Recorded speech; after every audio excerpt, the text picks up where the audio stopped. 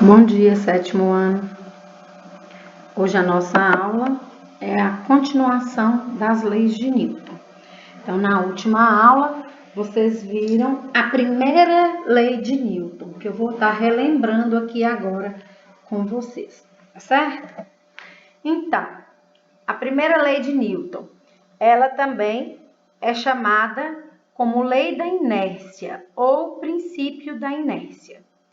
Quando a gente pensa em inércia, a gente pensa em ficar inerte, parado, não é verdade? Só que nas ciências, a inércia, ela representa ou o repouso, que é esse ficar parado, ou o movimento, um movimento retilíneo uniforme. O que é que isso significa? Que um objeto em movimento, ele tende a se manter em movimento até que uma outra força o pare, não é verdade? Então, essa segunda lei, essa primeira lei, ela fala exatamente isso, né? Que esse princípio da inércia, ou lei da inércia, vai estar relacionada com essa tendência dos corpos se manterem sempre no seu estado inicial, ou de repouso ou de movimento. E ele só vai sair do seu estado de repouso ou seu estado de movimento se uma força atuar sobre ele, tá certo? Então, se eu tô com uma bolinha de gude aqui, eu jogo essa bolinha de gude, ela vai rolar, rolar, rolar até parar. Mas ninguém encostou nela. Qual foi a força que fez ela mudar o seu movimento? De movimento para repouso. Duas forças, na verdade, agiram sobre essa bolinha de gude. Nós já estudamos essas duas forças. Força da gravidade, que puxa essa bolinha para o centro da Terra, né? Fazendo ela diminuir o seu movimento. E a força de atrito do solo, onde ela está em movimento. Então, essas duas forças é que vão modificar o estado da bolinha, de movimento para repouso. Tudo bem? Ela ficou lá em repouso, ela está inerte. E ela vai ficar parada lá o tempo todo, até que uma outra força faça ela movimentar. Então, eu saio de onde eu estou, vou até a bolinha e bato nela novamente. Ela deixa seu estado de repouso e volta a ter um movimento retilíneo. Tudo bem? Então, obedecendo essa primeira lei de Newton, é que o uso de cintos de segurança, por exemplo, são obrigatórios. Então, o exemplo aí, no ônibus. O ônibus, que o motorista está ali impondo determinada velocidade. Vamos falar que o ônibus está andando a 60 km por hora. E aí, quando ele está andando a 60 km por hora, entra um cão na frente desse ônibus. A ação do motorista é o quê? Mudar o movimento retilíneo desse ônibus, que estava em movimento, fazer com que ele entre em repouso, com que ele pare. Para isso, ele precisa frear, ele para o veículo. O que é que acontece com as pessoas que estão no ônibus? Se você estivesse dentro do ônibus, o que é que ia acontecer com você? Se você não estiver usando o cinto de segurança, provavelmente você vai ser lançado para frente. Você vai bater na poltrona da frente, você vai bater lá onde está o motorista, né? Se você estiver dentro de um carro, você pode sair do carro se a janela estiver aberta, você pode bater no para-brisa. E aí ter uma consequência maior num acidente como esse. No livro de vocês, a imagem aí na página 11 mostra um jockey, né? O jockey, ele está numa corrida aí de cavalos, né? Ele está em cima do cavalo 3. O cavalo 3, por algum motivo, ele para bruscamente. Olha o que acontece com o corpo desse jockey. Ele continua o seu movimento retilíneo uniforme, porque um corpo em movimento, ele tende a se manter em movimento. Ah, mas ele vai ficar se movimentando o tempo inteiro? Não, a força da gravidade vai agir sobre o corpo desse jockey, vai puxar ele para o chão. E aí ele vai parar esse movimento. Tudo bem? Então, aqui é uma outra imagem que eu coloquei para vocês, ó. o menininho, né, andando de skate, de olho fechado, sem olhar para onde ele está indo, bate numa pedra. Quando ele bate numa pedra, o skate para. O skate estava em movimento, a pedra é a força, né, que vai fazer esse movimento cessar. O skate entra em repouso. Só que olha o corpo do garoto, o que acontece? Ele permanece em movimento. Torcer para ele não encostar aqui, senão ele ainda vai ficar todo espetado, né? Então, isso aí ilustra bastante, né, essa primeira lei de Newton. Tudo bem? Um corpo em movimento tende a permanecer em movimento, até que uma outra força modifique esse estado, ok? Então, vamos agora para a segunda lei de Newton. Na segunda lei de Newton, ela também vai ser chamada de princípio fundamental da dinâmica. Não entendi nada. O que é que isso significa?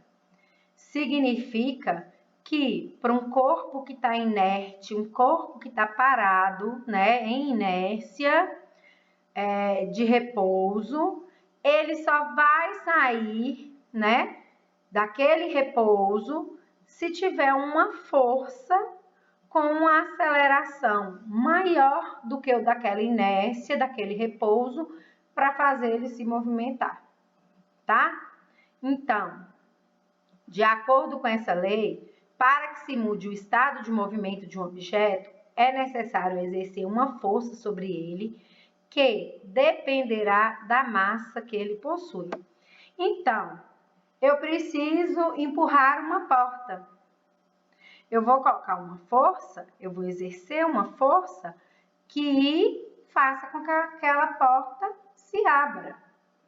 Eu vou empurrar uma caixa, eu preciso exercer uma força que faça com que aquela caixa se mova. Tudo tem massa, né? Tudo tem massa. Então, aquela massa, ela exerce uma força. E para eu movimentar aquela massa, a força que eu vou exercer sobre ela tem que ser maior. Então, o que é que nós podemos dizer? Que quanto maior a força resultante aplicada sobre um corpo, maior a aceleração apresentada sobre ele. Então, na página 12 aí do livro de vocês, tem uma imagem interessante. Um trem, né? Uma locomotiva. A locomotiva, na verdade, é o carro da frente. E o trem são os carros de trás, fazem a composição, né? Os carros fazem a composição, junto com a locomotiva, fazem a composição do trem. Então,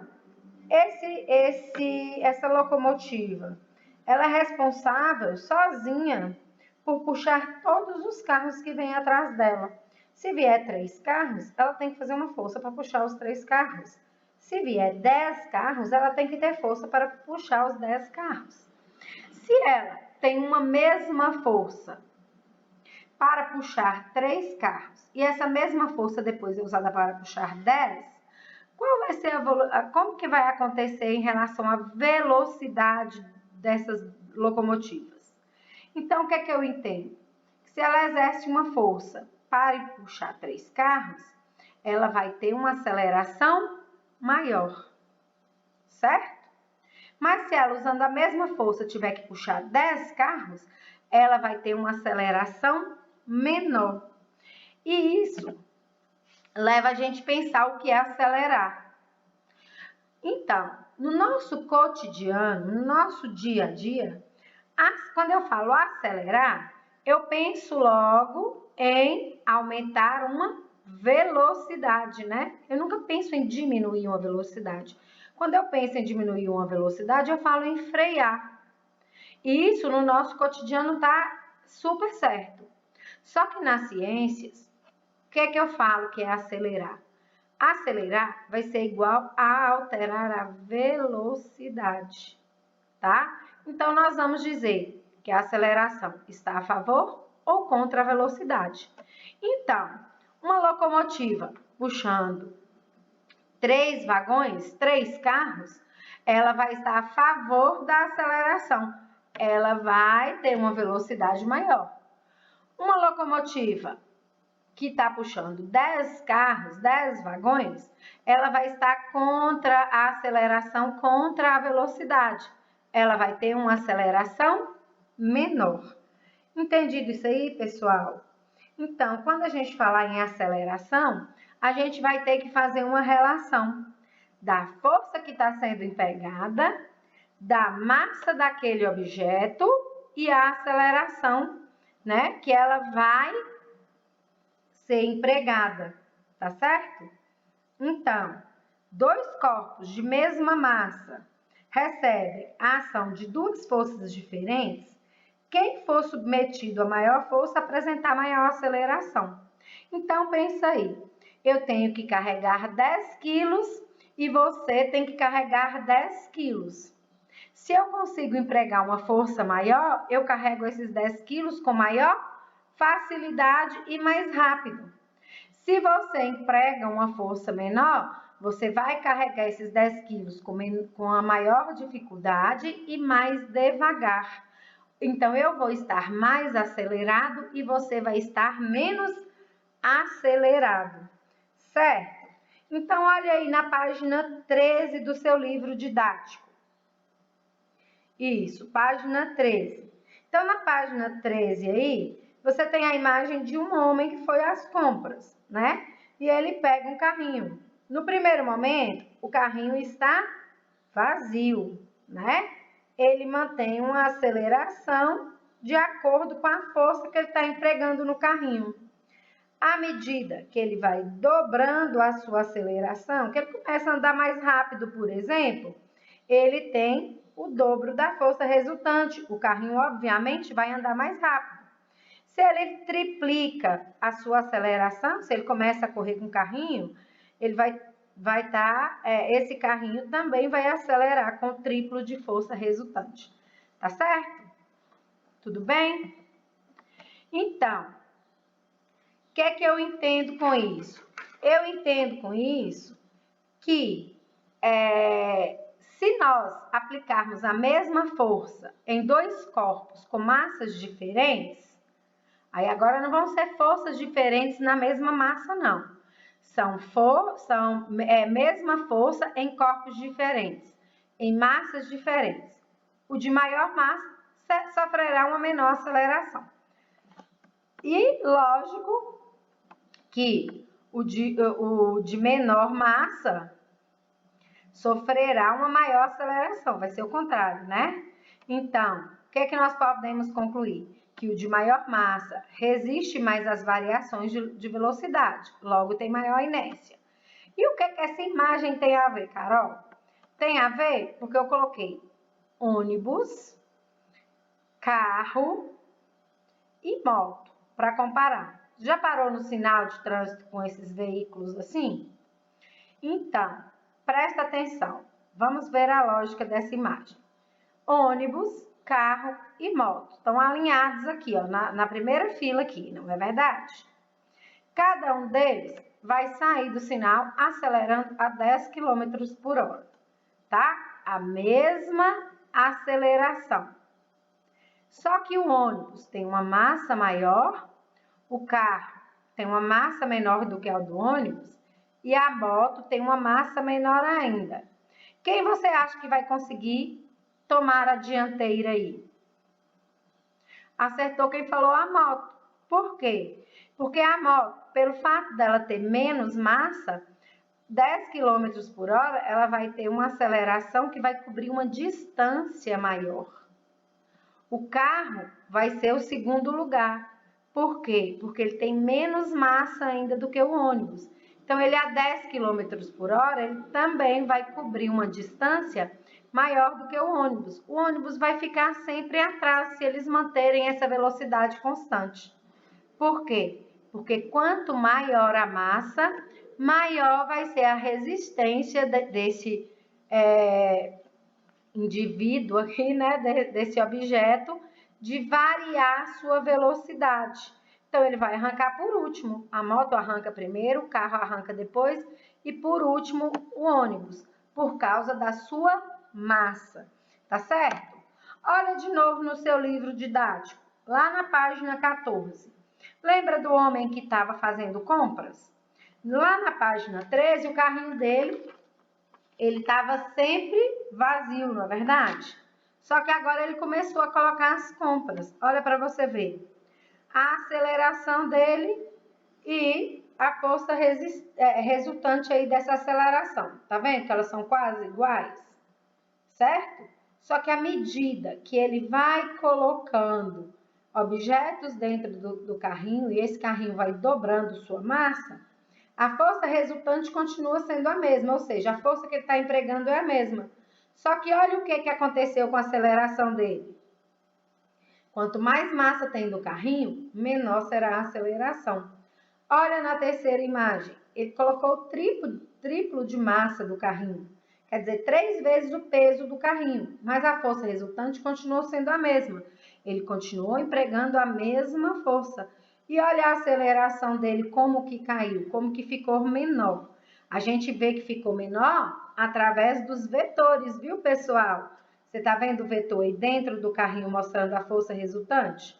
O vetor fora do carrinho mostrando a aceleração? Isso. Então, a força resultante é determinada por meio da multiplicação da massa do corpo pela aceleração que ele adquire. Então, na segunda lei de Newton, nós vamos exemplificá-la usando essa fórmula química aqui, essa equaçãozinha, tá? Então, olha, podemos dizer que força resultante, massa e aceleração compõem a segunda lei de Newton. Então, a segunda lei de Newton tem sempre que incluir esses 3 elementos para a gente poder entender ela. Como que eu vou representar esse conjunto? Força, massa e aceleração. Através da equação. Força resultante vai ser sempre igual massa vezes aceleração. Ou FR, força resultante, é igual M de massa, A de aceleração. E isso na prática, o que é que significa? Significa que nós vamos ter que fazer cálculos, né? E antes da gente fazer os cálculos, a gente tem que lembrar que tanto força resultante, quanto massa, quanto aceleração, elas são unidades, né, de medidas que têm seu padrão no sistema internacional. Então, toda vez que eu falar em força resultante, esse valor é em newtons. Toda vez que eu falar em massa, eu estou falando em quilogramas. Se eu te perguntar qual é a sua massa, minha massa é 40 quilogramas. Se eu te perguntar seu peso, já fica errado. Pelo menos na ciência, no cotidiano não. Se eu te perguntar quanto que você pesa, você me responder 40 quilos, eu vou entender que você está me dando o valor da sua massa, tá certo? E a aceleração vai ser sempre em metros por segundo ao quadrado. Metros, M de metros, essa barrinha aqui significa por, S de segundos elevado a 2 ao quadrado. Tudo bem?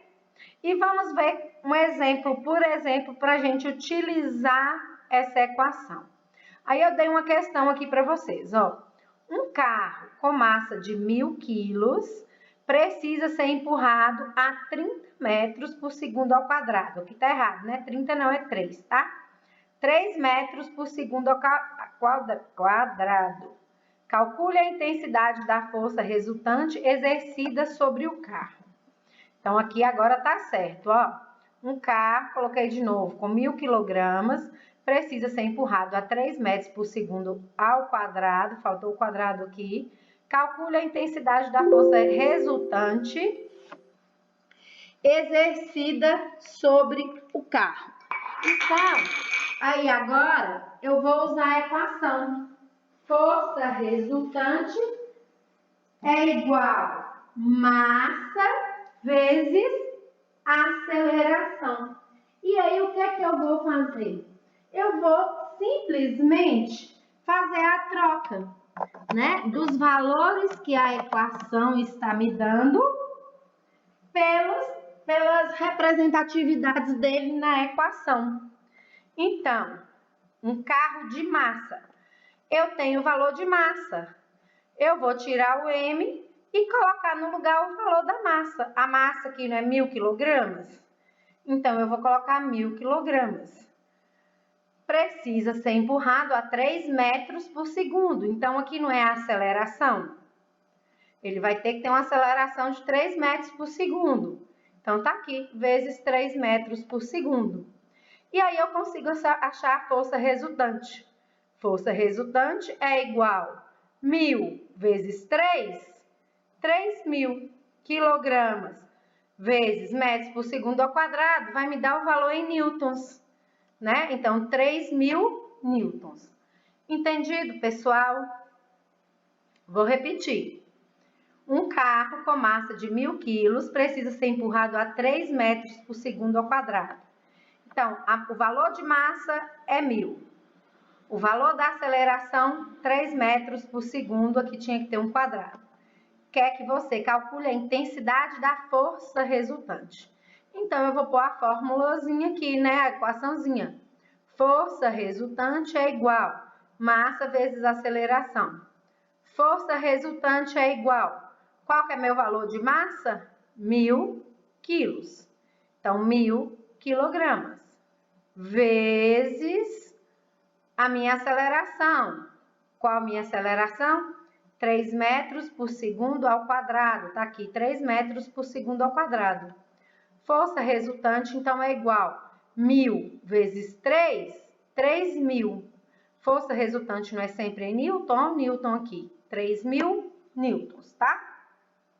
Então, essa equação eu posso encontrar tanto a força resultante, quanto a massa, quanto a aceleração. E aí eu dei um segundo exemplo para a gente encontrar a aceleração. Ó, para você ver. Um carro com massa de 1.000 quilogramas, o mesmo carro, né? Foi empurrado usando uma força resultante igual a 500 newtons. Descubra a aceleração do carro. Eu vou usar a mesma equação. Força resultante é igual massa vezes aceleração. Eu tenho o valor de força resultante? Olha aqui na equação. Usando uma força resultante de 500 newtons. Então, eu tenho o valor de força resultante. 500 newtons igual. Essa igualdade, ela não muda de lugar, tá? Eu tenho o valor de massa do carro? Tenho, ó. Um carro com massa de 1.000 quilogramas. Ó, o 1.000 aqui, ó. 1.000 quilogramas vezes a aceleração. Não é? Tá pedindo para descobrir? Descobrir essa aceleração? É. Como que eu vou fazer? Eu vou pegar essa aceleração, eu vou trazer ela aqui para frente, vou colocar o sinal de igual, tá? Eu vou pegar, manter a massa, 1.000 quilogramas, vou pegar, vou pegar esses 500 newtons que estão aqui, ó, antes do sinal da igualdade, e vou trazer ele para depois do sinal da igualdade. Só que aqui estava tendo uma multiplicação, não é verdade? Quando eu trago esses 500 para depois da igualdade, eu tenho que inverter o sinal. O que é o contrário de multiplicação? Não é divisão? É divisão. Então, vai ficar, a aceleração é igual 1.000 quilogramas dividido por 500. Então, vai ficar, a aceleração é igual massa dividido por força resultante. Tá certo? E aí, 1.000 dividido por 500 dá 2. A aceleração eu vou sempre colocar em metros por segundo ao quadrado. Então, a aceleração vai ser igual a 2 metros por segundo ao quadrado. Certo, pessoal? Deu para entender como que nós vamos usar essa equaçãozinha? Ok, então depois nós vamos fazer uns exercícios onde vai ser necessário utilizar essa equação, tá? Terceira lei de Newton. Então, essa é a terceira e a última lei de Newton, né? Essa terceira lei de Newton, ela também é chamada de princípio da ação e da reação. E existem no nosso cotidiano diversas situações onde a gente pode perceber essa lei de Newton. Por exemplo, se você está caminhando e não presta atenção, tem um degrau, você não vê, você bate o pé no degrau. O que acontece quando você bate o pé? O seu pé, ele vai fazer uma força contra o degrau, não vai? O degrau vai devolver essa força na mesma intensidade. Se você bater muito forte, ele vai devolver essa força forte. Você vai sentir muita dor. Se você vai bater devagar, ele vai devolver essa força na mesma intensidade, você vai sentir pouca dor. Então, quando eu estou falando em ação e reação, eu estou falando em interação entre dois corpos, sempre dois corpos, nunca um sozinho, né? Então, quais são os dois corpos no meu exemplo? O seu pé e o degrau. Então, quando o seu pé emprega uma força, né? Tem uma reação, tem uma ação em relação ao degrau, que é chutar, o degrau vai ter uma reação na mesma intensidade de força, mas no sentido contrário, quer dizer, contra o seu pé. E aí é onde que você vai sentir a dor.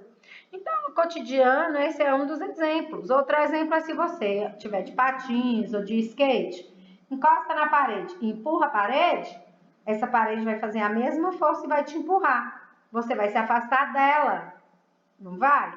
Você vai se afastar dela, o patins vai te carregar. Então, quando você empurra a parede, é uma ação.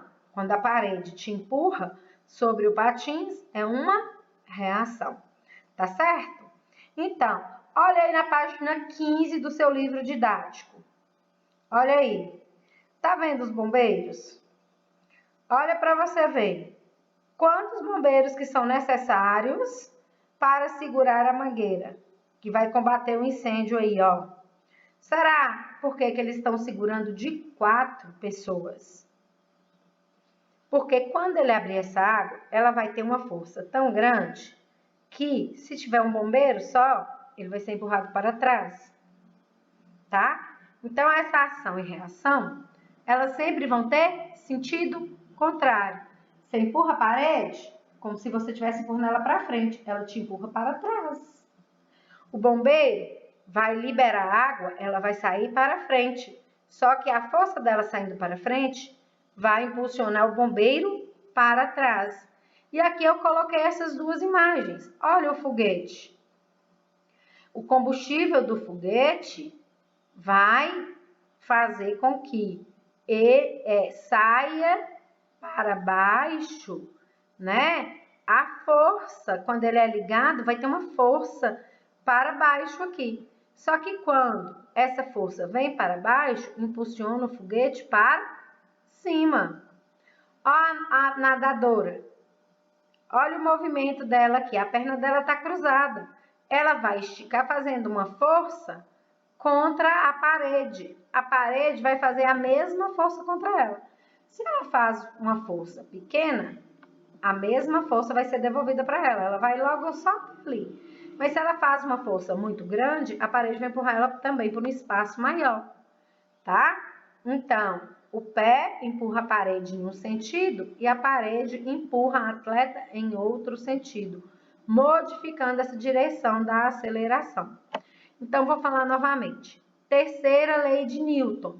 Para toda ação sobre um corpo, há uma reação de mesmo valor, ou de mesma intensidade, ou de mesma força, mas sempre com sentido contrário, que vai ser aplicada no outro corpo, tá?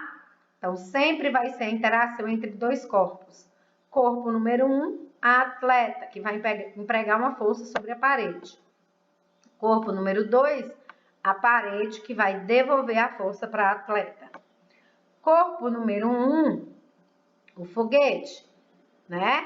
Que vai, usando seu combustível, lançar, né? Fogo aqui para baixo, ó. Uma força aqui para baixo. Quem é o outro corpo?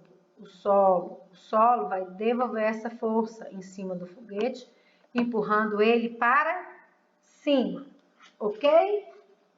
Então, o par de forças ação e reação apresenta algumas características básicas, tá?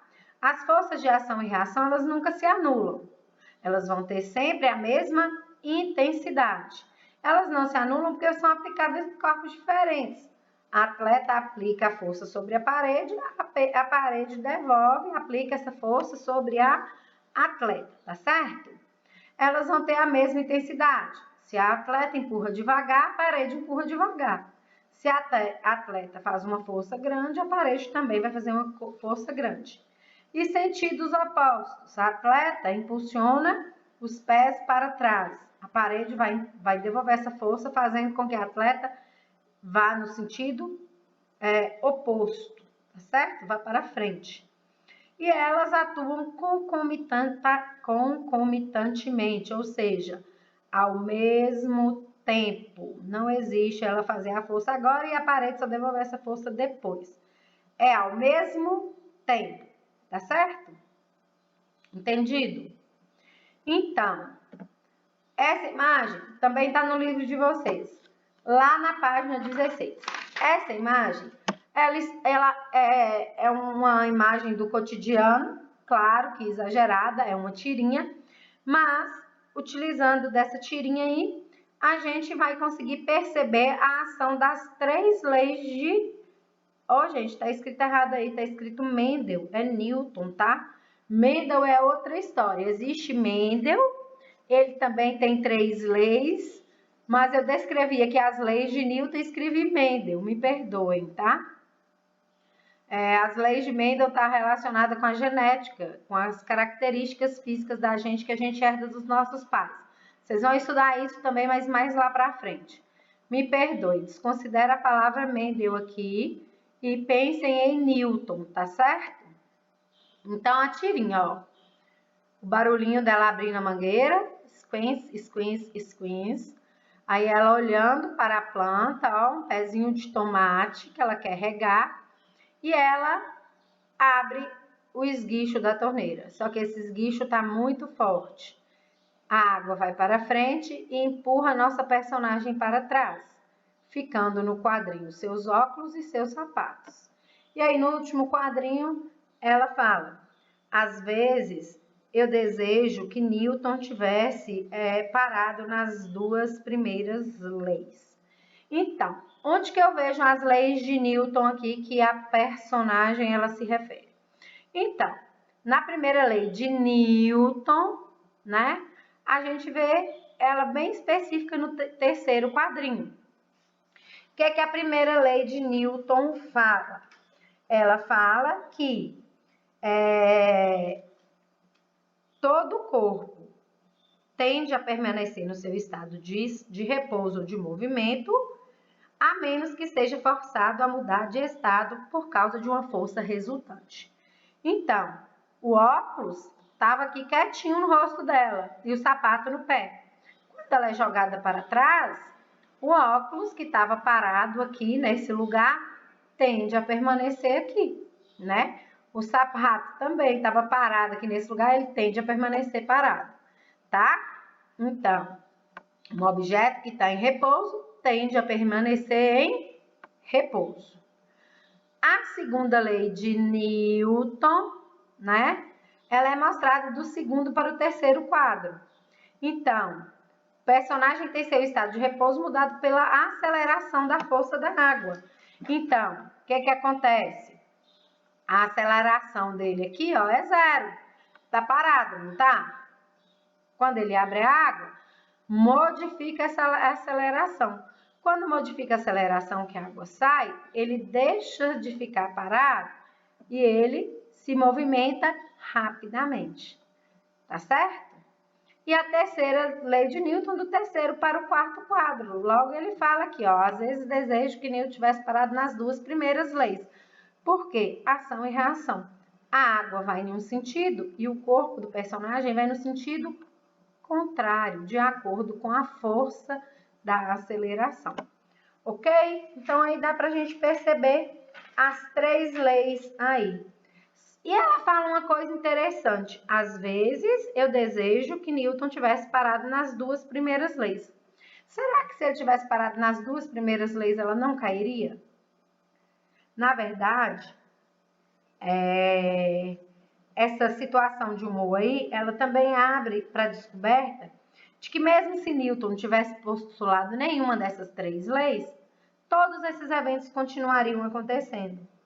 Mesmo se ele não tivesse formulado a lei da gravidade, as coisas iam continuar caindo. Na verdade, essas leis, ele é um descobridor, mas é um descobridor do que já existia, do que estava aí no cotidiano, que qualquer um outro estudioso, qualquer um outro curioso que estivesse prestando atenção nessas coisas do cotidiano poderia ter feito.